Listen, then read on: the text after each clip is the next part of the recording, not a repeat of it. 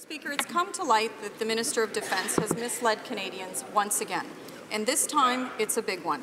He hasn't just embarrassed himself and the Prime Minister, he's violated a code of honour and ethics with the men and women in uniform that he once served with. He has dishonoured himself, and in doing that, he's dishonoured them. Does the Prime Minister still have confidence in his Minister of Defence? Honourable Prime Minister. Mr. Speaker, the Minister made a mistake. He acknowledged his responsibility and apologized for it. That's what Canadians expect when one makes a mistake. You own up to your mistake, you apologize for it. That's exactly what he did. This minister has served his country in many capacities, as a police officer, as a soldier, and now as a minister, and he has my full confidence. Honourable Leader of the Opposition. Well, Mr. Speaker, it's beyond an apology at this point, and no one has questioned the Defence Minister's bravery as a soldier.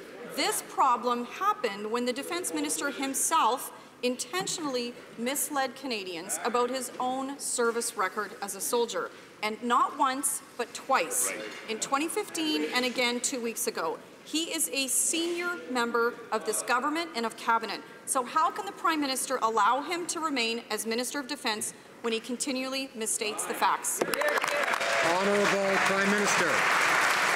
Mr. Speaker, when someone makes a mistake, Canadians expect that they admit it, they apologize for it. That's exactly what the minister did in this case. This minister continues to serve his country as he has throughout his career, whether it was a police officer or as a soldier or now as Minister of National Defence with an extraordinary capacity. And Mr. Speaker, this minister continues and will continue to have my full confidence. Leader of the Opposition. Well, Mr. Speaker, let's look at the facts. The Minister of Defence said that our allies were okay with pulling our jets out of the fight against ISIS, and that wasn't true. He said our Air Force doesn't have enough planes to do their job, but the Air Force commander said that wasn't true.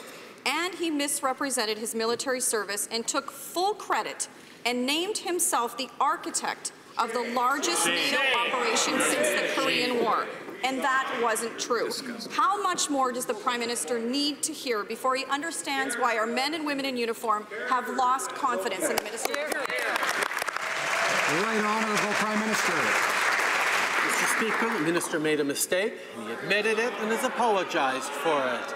That's what Canadians expect from their leaders. It's what we expect from each other. That's exactly why I continue to have confidence in this minister who has served his country in exemplary fashions as a police officer, as a soldier, and now as our Minister of National Defence. The Honourable Leader of the Opposition. Mr. Speaker, no one will ever take away from the Minister of Defence's actual service record, but people in the military have a name for what he did. It's called stolen valour. When someone takes credit for the brave actions of another, and what he did was wrong.